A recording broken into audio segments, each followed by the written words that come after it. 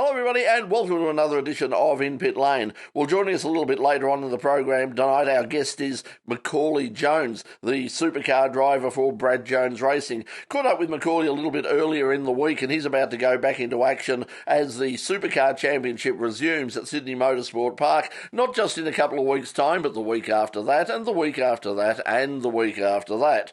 Then they have about a week off, and then they head to Mount Panorama for the final of the championship for 2021, the traditional Bathurst 1000. And we'll be talking to Macauley Jones about that and his plans for next year a little bit later on in the program. But right now, look, I can't say that it was a big weekend of motorsport. It certainly wasn't, but there were some things happening around Australia and around the world. Let's check them out. This is the In Pit Lane Motorsport News.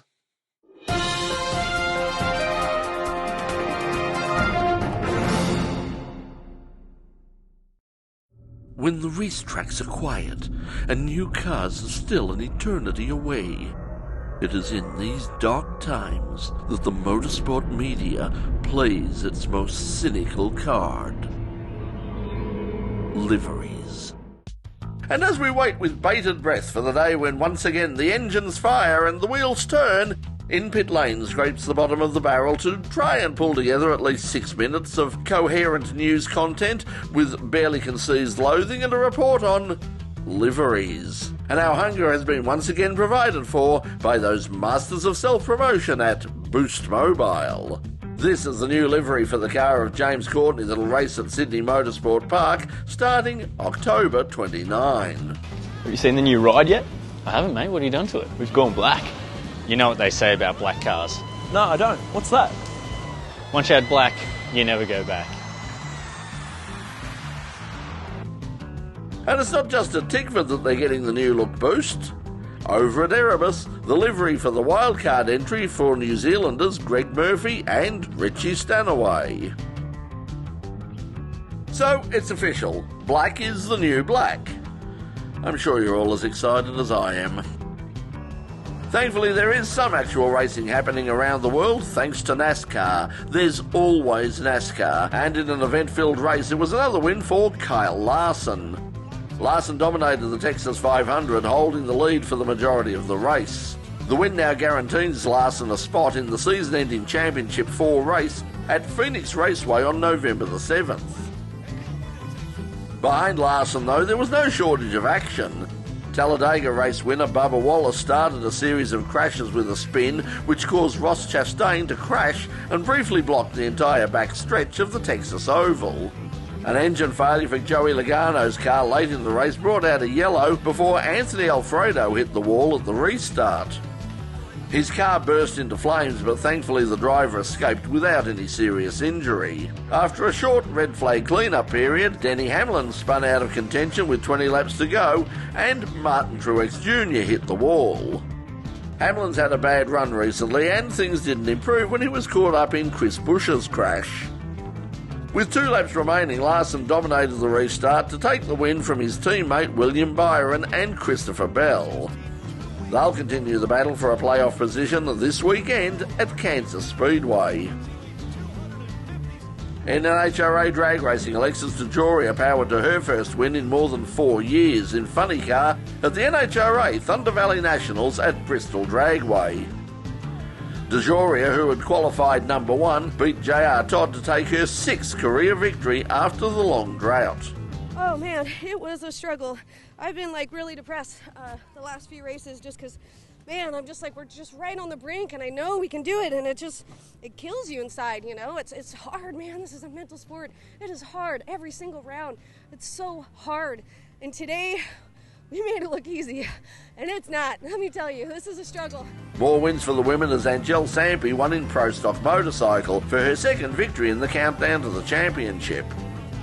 In an all-female final round, Sampi beat Karen Stoffer on a hole shot to give her 45th career victory. In Top Fuel, Mike Salinas picked up his 2nd straight victory at Bristol Dragway, once again beating points leader Steve Torrens. Torrens ran into issues off the starting line to give Salinas his 3rd career win. Also in the good old US of A, the Intercontinental GT Challenge returned with the Indianapolis 8-hour race. After being defeated by Ferrari at the 24 Hours of Spa, Audi struck back at the Brickyard thanks to its number 25 crew of Patrick Niederhauser, Christopher Haas and Marcus Winkelhock. The win extends Audi's Intercontinental GT Challenge record to 8, 4 more than its nearest rival, while Haas remains the series' most successful individual driver with 5 victories. Jean-Carl Vernet's home victory at the World Touring Car Championship Race of France not only made him a 2-time winner in this season's championship, but it's also reignited his title challenge with 4 races remaining in 2021. Vernet in the Hyundai Elantra beat fellow Frenchman Ivan Muller, who was driving a Cayenne. Yes, Cayenne is a stupid name for a car. The next round of the championship will be the Race of Italy at Adria on November the 5th to the 7th. And another win to Hyundai, this time in the Rally of Spain, the latest round of the World Rally Championship. Thierry Neuville had started the final day of the all-asphalt event with a big lead over Elfyn Evans. The second place for Evans means that the World Championship title battle will now go down to a final round shootout with his Toyota teammate Sebastian Ogier at Monza in Italy. Toprak Razgatlioglu celebrated his 25th birthday to claim Race 1 honours in the World Superbike Championship round in Argentina. Riding a Yamaha, Razgatlioglu claimed Race 1 honours for the 50th podium of his career on his 25th birthday. But it was Scott Redding who took the honours on Sunday to keep him in the race for this year's title. Razgatlioglu leads the title chase by 30 points from Johnny Ray, with Scott Redding a further 36 points back in third place. And hopefully that'll be the last time that I have to say Razgatlioglu, at least for this year. And that's what's left of the In-Pit Lane news for the week commencing Monday, October 18th, 2021. We'll have more liveries next week.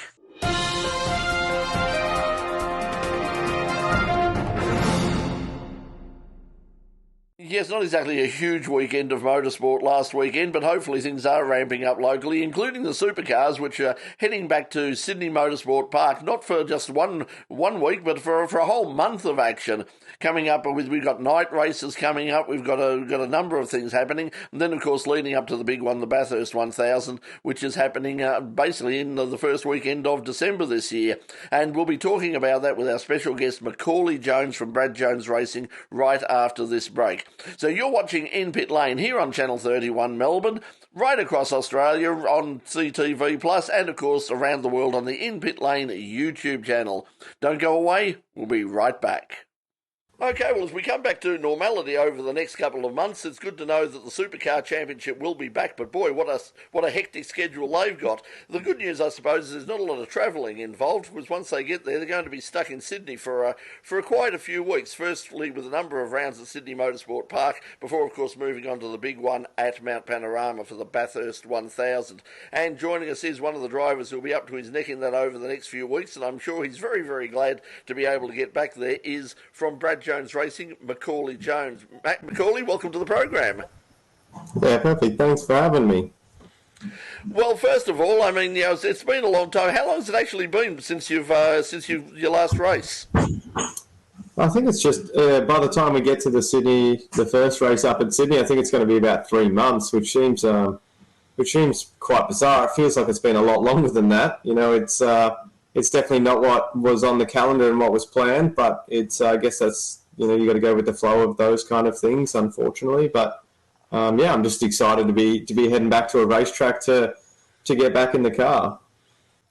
I mean, when you look at it, I mean, it's pretty much an off season, a normal off season. So it's been probably a bit longer than that. So, how do you keep yourself in check with all of that time and keep yourself in form? I mean, you've been doing a lot of stuff on the sim. I mean, we've had the e-racing happening. Do you spend a lot of time on the rigs and keeping your hand in that way?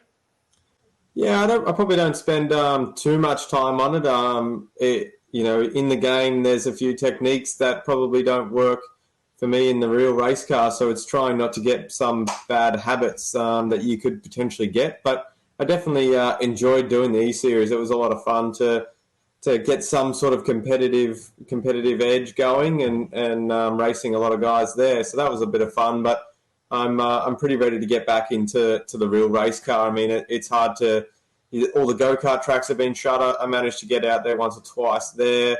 I've been doing a little bit of motorbike riding, which is probably not quite the same, but it's a bit of fitness work, and then just doing a lot of running on the side as well. So just keeping up that base fitness, I guess, with 4 weekends in a row. That's going to play a bit of a part of doing the long races and back-to-back weekends as well. How are you sort of planning on going into this series of 4 races? I mean, if you sort of got it all planned out in advance as to exactly how you're going to split up your week, how much time you're going to put in training, how much time you got to get away from the track and try and get a bit of relaxation and get your mind back into focus for the following week, because everything's on top of each other. If you have a good weekend, fantastic. You take that into the next round and you're on a roll. But if you have a bad weekend, the opposite happens. Yeah, I mean, I guess you've just got to separate it as best as you can. I know it is 4 pretty intense weekends in a row, but you kind of go one by one, and especially for my championship season hasn't really gone to plan this year so far, which is I guess there's been a lot of things involved with that, and so I guess I'm looking forward to it. It's almost like it feels like it's a new season almost, with such a big break and it does feel like it has been an off season. So really, I'll be attacking it each one as they come, and it's quite a unique situation where you can do 4 races at the one circuit, but they're looking at night races and day races. They've got a lot of tyre options that they're going for. So I think each weekend has its own set of challenges that you'll be preparing for. The thing about Sydney Motorsport Park, of course, a bit like the Benders, there are a number of different layouts, but they've chosen really not to use them. Which, from a television production standpoint, I can understand immediately. But would you like to have seen them, try and have a bit more variety in terms of the layouts and the formats that they're using over the 4 weeks? Yeah, I think it would have been a good idea. I mean, I think it's the Gardner circuit, I think they've called it, which is that longer extended version with some really fast S's into quite a really tight hairpin. So it actually would have been quite fun to try that. I mean, I've done that in Formula Ford maybe 6 or 7 years ago at a test day there, but ever since then they've never really seen them use it a whole lot. So that would have been quite a cool opportunity. But I think they've mixed it up a lot with the tyres to try and make it interesting, and that place always has tyre dead, which creates good racing. So it's something to look forward to, that's for sure. With all of the races happening at Sydney Motorsport Park, and then moving on very, very quickly to Bathurst, which is a very different sort of circuit, a very different type of race.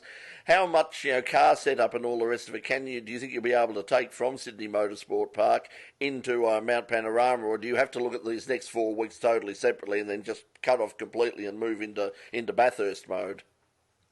Yeah, I mean, I think Bathurst has its own set of setup ideas that you go there with. It's a very different style of circuit with quite a good surface.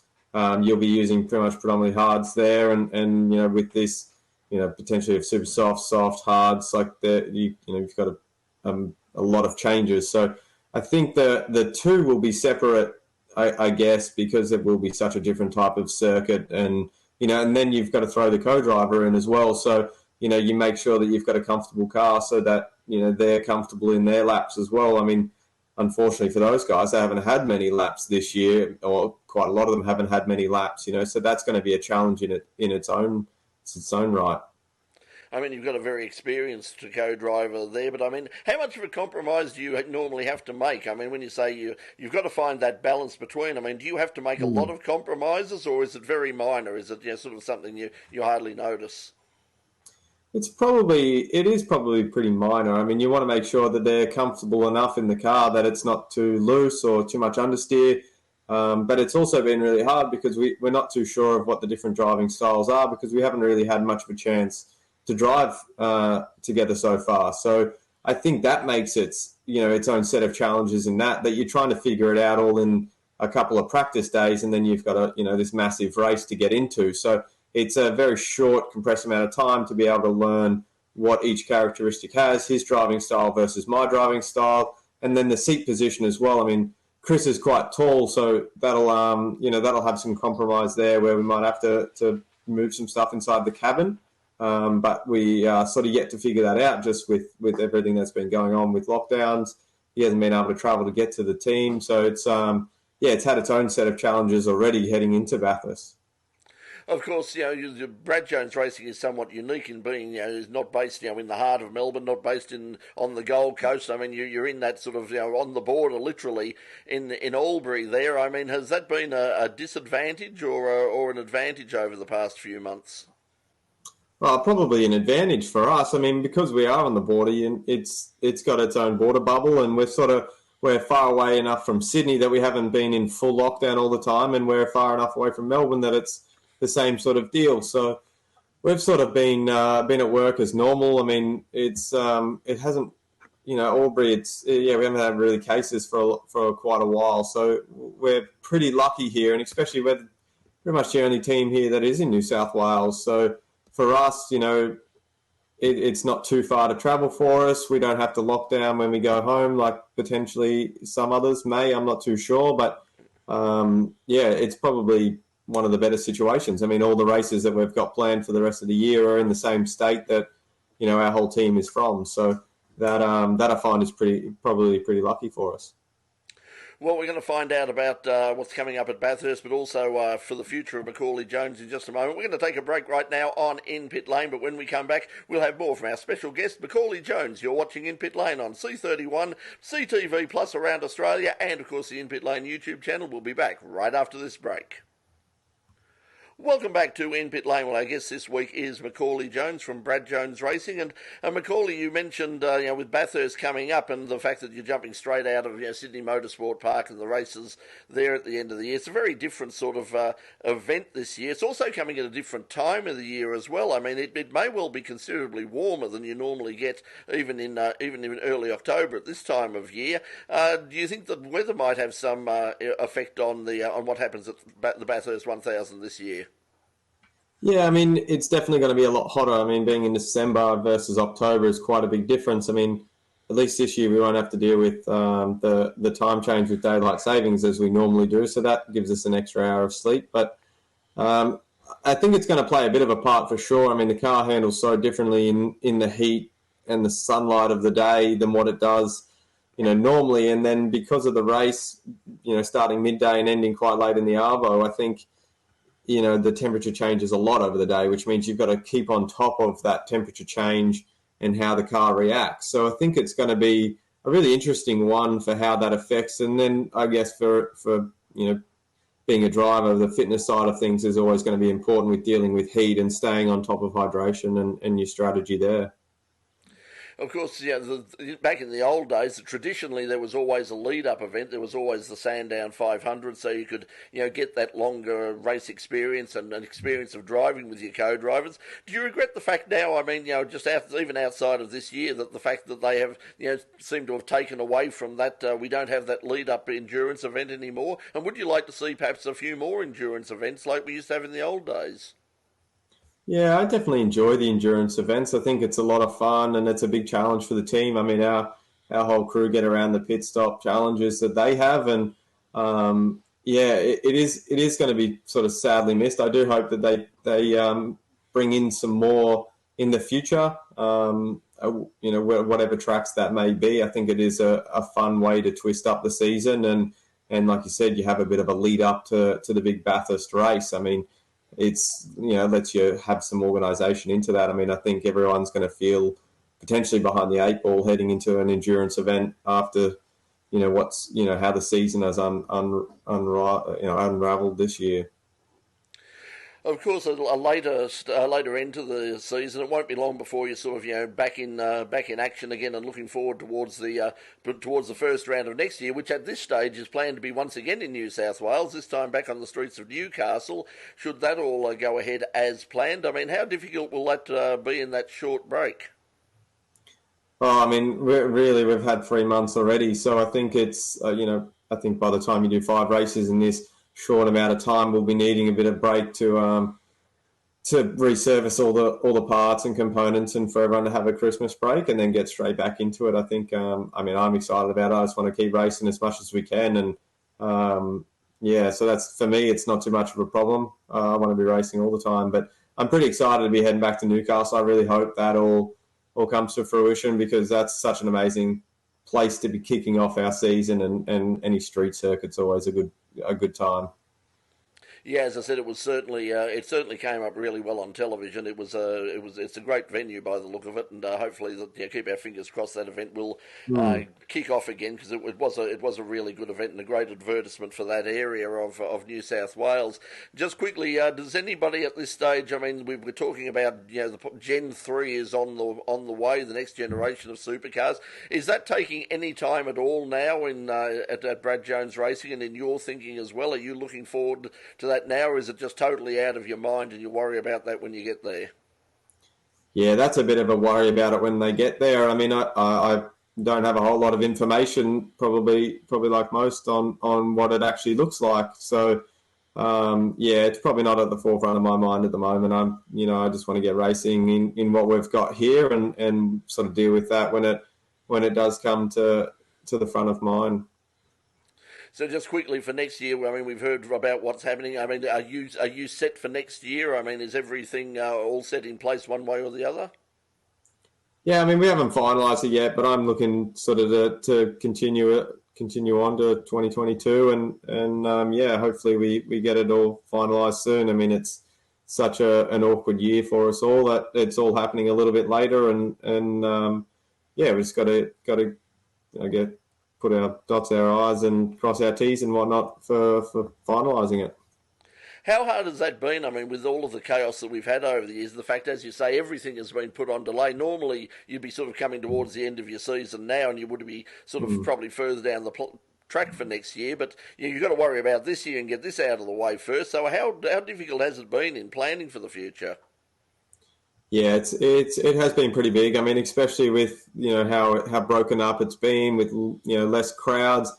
Trying to get even sponsorship for next year has been it's got its challenges in itself. I mean, you're trying to give the sponsors there as much value as you can, but if you can't get if you're not going to every state and you're not having the crowd numbers because of COVID, it makes it really difficult to sell sponsorship from that point of view. But hopefully, fingers crossed for next year, it's a bit back to normality, and we can all just go racing a bit more normal and have a calendar that's a bit more consistent. Yes, I think that's what we're all looking for in our lives at the moment. Just before we go, what about the long term? I mean, what are the long term ambitions of Macauley Jones? I mean, you're still a very, very young man. I mean, you're only 21 just recently, was it? 27. Getting a bit old, I just look young. There you go. Well, you're doing well. You're doing well. Yeah. Sort of, but either way, you're still young. I mean, I've got shoes that are older than 27 years old. So, so what are the long-term plans? I mean, do you see yourself just staying in supercars, or is there any other ambition in motorsport? Look, for now, I like just the supercar side of things at the moment. I mean, that's sort of where our whole family business is. I'm sort of working inside the business as well a lot more during the week, and it's something that I really enjoy. I mean, I've got an office next, pretty much straight across from my old man, and I get to see him every day with that, and it's really good to be able to share that passion. So supercars is somewhere where I plan to stay for as long as I can, and I'll look at other racing when it's time potentially. I wouldn't mind doing some of like the Bathurst 12-hour and the GT stuff if that goes ahead in the future. And really, I still do some go-kart racing. I'm keeping pretty busy with what I've got going on. So, well, good luck for the rest of this year coming up. As you say, very busy time ahead at Sydney Motorsport Park, and then of course the big one, the Bathurst 1000 at Mount Panorama. But for now, Macauley Jones, thanks for joining us in Pit Lane. Yeah, perfect. Thanks for having me. The show may be over, but the motorsport chat continues with Full Course Yellow, the In Pit Lane after party. We're on the In Pit Lane YouTube channel live most Thursday nights at 9:30, straight after In Pit Lane here on Channel 31. So, why not join us? I hope that you'll join us once again on Full Course Yellow directly after the program if you're watching us live on Channel 31. And every Thursday night, basically, Melbourne time at 9:30, a few of us, as we say, get together, have a bit of a chat about motorsport, and we would love you to take part. If you have any questions, send them to us, hashtag IPL Full Course Yellow, and we'll endeavour to answer them. Or if you've got any comments, make them live. Come and join us. We'd really love to see you there each and every week, straight after the program on the In Pit Lane YouTube channel and our Facebook page as well. But that's all we got time for this week on the program. Once again, thanks to Macauley Jones. Really nice guy. It was great catching up with him, and we wish him the best of luck over the next few weeks in the with the return of Supercars. But that's all the time we have for tonight. So from everybody here at In Pit Lane, thanks for joining us, and until next week, bye for now.